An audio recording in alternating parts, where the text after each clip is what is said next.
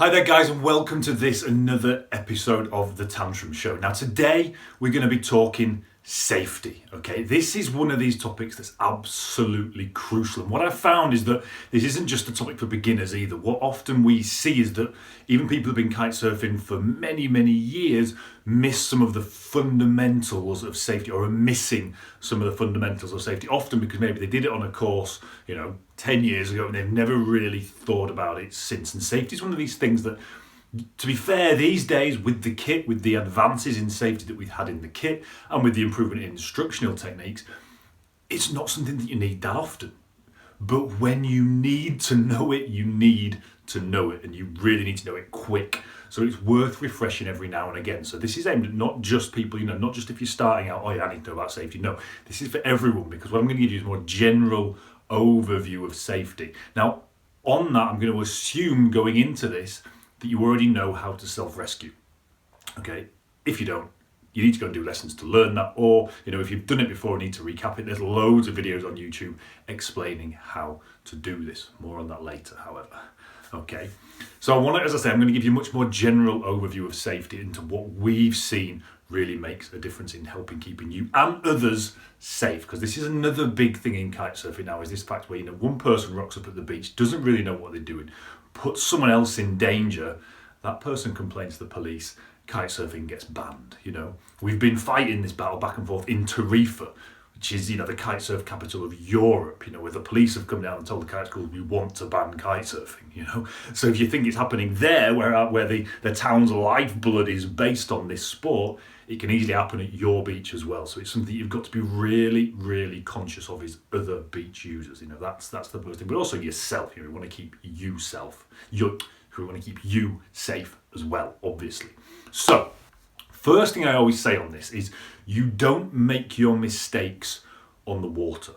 By the time you're on the water, it's often too late. You make your mistakes on the beach before you even go out.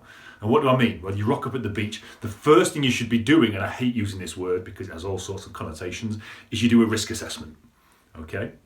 You have a look, you check, especially if it's a beach you haven't been to before, but maybe even actually more, especially if it's the beach you rock up at every day, because we get complacent at these places. At a new beach, you're much more likely to, oh shit, what's going on? Have a chat with someone, see what's going on, have 5 minutes just looking, checking out the scope. On your own beach, you don't do that. You rock up, you go out. And I'm certainly guilty of this in Tarifa. Oh no, this beach is cool, nothing's going to change, bump.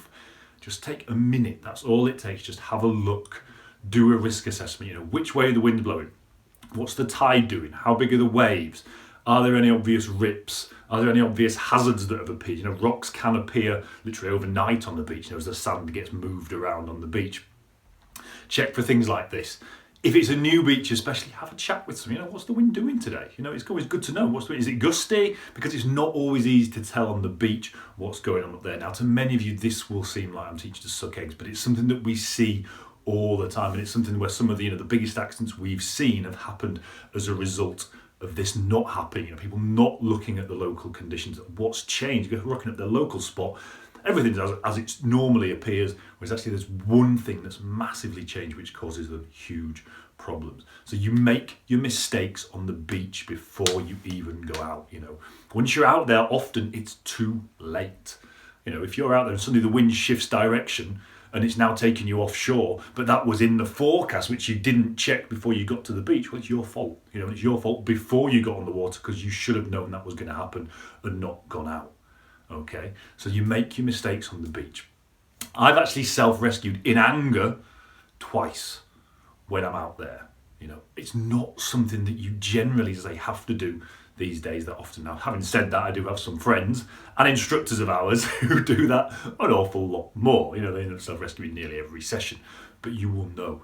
What I'm trying to say here is this is something that you don't practice generally very often. This is why it's so important. The self-rescue as a package is so important, because it's not something that you practice that often. I say I've practiced it probably in anger 2 or 3 times in 12 years of kite surfing. Okay, now that's not enough practice to keep on top of it. So what I would suggest, and what I always do suggest as well, especially when you're a bit newer to the sport, every time you rock up at the beach, run through the self-rescue in your head at least. You don't need to go and do it on the beach, but make sure you're happy with what you do. And the one principle that I teach, like if you forget everything else, what you're trying to do during the self-rescue is turn the kite into a flag. You try to take it from 4 lines, where it's a kite and it can power up, onto 1 line, where it can't possibly power up. Or it can, but it's going to flap around and then depower very quickly, okay? You've turned it into a flag, and that's why it's called the flag line, okay? So that's the crucial principle. Now, you'll see all sorts of videos on YouTube showing you how to do this. And my beef with most of them is obviously for the convenience of filming. They are filmed in a flat water lagoon where the guy stood up, super flat, very little wind on that day. And the self-rescue is really easy. You know, super simple. Yeah, this is dead easy. This is what you do. The reality is, if you need to do this, it's probably because the conditions have got out of control. You know, you're in 3-4 meter waves, you're breaking, the wind's picked up, it's horrendous, and everything's going wrong. So what you see on YouTube isn't necessarily a representation of what's going to happen when you're out there. So yeah, you may think, yeah, I know what I'm doing, but believe me, you know, when you're caught in that situation where there's a 3 meter wave about to break over your head and you're still attached to the kite and it's looping and everything's gone wrong, you want to know what you're doing now. So as I say, just run through it in your head before you go to the beach. I would also, if you haven't done this as part of your lessons or as part of when you were learning, definitely run through it in the water at least once. Because just being in the water doing this makes a big difference from the beach. Because suddenly you're a floating head, you've got lines going all over the place, the kite's flapping back and forth. Very, very different. So for you guys who haven't practiced it ever in the water, just go out and do that. And again, that can be on a light, one day you rock with the beach, there's no wind, go out and practice it. Because even on a light wind day, you're going to find it very different. When the water's perfectly flat, you're going to find it very different doing it in the water when you can't stand up to doing it on the beach. So that would be the advice I would give you straight off the top of the bat, okay? When do you need to self-rescue? Most of the time these days, again, if you've made the right call on the beach, often you don't even need to self-rescue. What do I mean by this? Well, if you've made the right call on the beach, so there's not too big a shore break that you can't handle, the waves out the back aren't too big, the wind's not too bad, and it's blowing you back onto shore, then if you get into problems, you have to pop your safety, I would just sit there.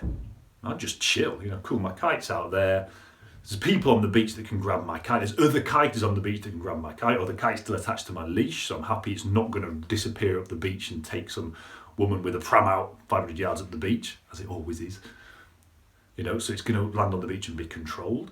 I would just sit there. The shore break's not too big, so it's not going to destroy my kite or turn me into a torpedo as it catches the kite and turns it into a sail. Just chill. Cool. Yeah, I might have a bit of a long walk, but I don't need to go through all this self-rescue bobbins here. Why? Because the problem with the self-rescue is the lines. Okay, it's you getting caught in the lines as you do it. And that's when things can get really nasty. So all you do, I just keep it cool, kite's out in front of me, it's bringing me back towards the beach. I'm going to stay well out of the lines. It's on the flag line. Everything's cool. I'm just going to chill. If any kiters come near me, I'm going to warn them, not to cross across my line so they don't get tangled in it. And I'm just going to go back. Obviously, on a busy beach, that might not be as possible. If you've got kiters zipping back and forth, especially if they're not very aware, that might not be an option. You might want to self-rescue just to get your lines out of the way as a hazard. But if it's not that busy, I would just sit there and chill. Often, most kite beaches, you'll have 10 people, especially if you're a girl, you'll have 10 different people could asking you, are you okay? Okay, if you're a bloke, you might get one, if you're lucky. Cool, I'm fine, it's cool. Maybe you can grab my board, because you probably lost your board at this point. Maybe you grab a board, just take it back to the beach, and I'll pick it up when I get back, okay? So I don't think you have to self-rescue all the time. In fact, I would encourage you not to self-rescue that often if you don't need to, because, again, make your mistakes on the beach. You haven't gone out too far, so you're only 300 yards off the beach. It's a very quick drag back in, so cool, by the time you've self-rescued, you're back in at the beach anyway, so you might as well just sit there. This is what I'm saying. You make your mistakes on the beach. So when would you desperately need to self-rescue? Well, there's a few situations that we've spotted. Obviously, the wind is offshore. Now, first question would be, why are you kiting in offshore wind? Obviously. Maybe it's just shifted offshore, things like that.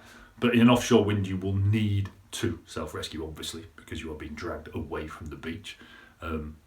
Second one is if there's big shore break. Now this is often something people don't think about until they're in that shore break.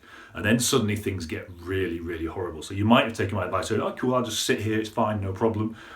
As soon as you get in that shore break, that kite just acts like a bag, and every wave that hits it punches the kite, either punches through the kite and tears it in half, or it takes hold of the kite, pulls that kite with the force of the wave and drags you behind it like a torpedo, which is more than just unpleasant, it's very dangerous, okay? So they're the two situations straight off the top of my head that you can spot. That's when I would start to self-rescue. The third is a bit more of a catch-all. It's simply whenever you're not comfortable just sitting there.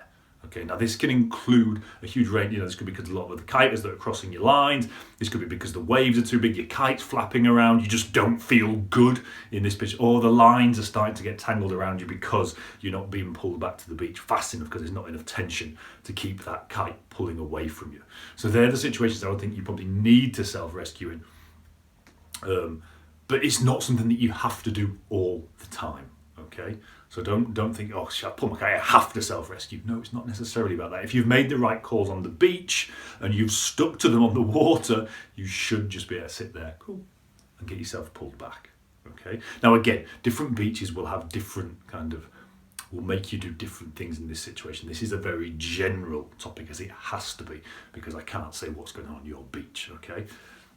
So the big takeaway from this, you make your mistakes on the beach. Okay? You don't generally, and 9 times out of 10 you make them on the beach. And the mistake made on the beach is what leads to you having a problem out there. So make the right call on the beach and make your session easy, make it safe, and keep it safe for everybody else. Again, some of you are probably listening to this, I've never self-rescued, and this never happens to me. Yeah, great, okay, you might be a really sort of safe kiter, but what if a line snaps? We have no control over this. What if kit fails? What if the kite tears? What if something goes wrong beyond your control? It doesn't matter how good you are, cat lines snap. And then suddenly you've got a situation where, well, damn, I've got to get out of this, okay? So again, this is something that applies to everyone. It's something that everyone should take seriously. And it's important because it's not just us that we need to keep safe, but it's the other beach users as well. If you're being dragged up the beach by a looping kite and it takes out 3, as it always is, as I say, old ladies, women with babies, something like that, then you've got problems, because then suddenly everyone on that beach has got problems because the council has to step in, the police have to step in, and this is what we're trying to avoid, protect our right to ride, okay? So out there, be safe, enjoy yourself, and I'll see you on the water, guys.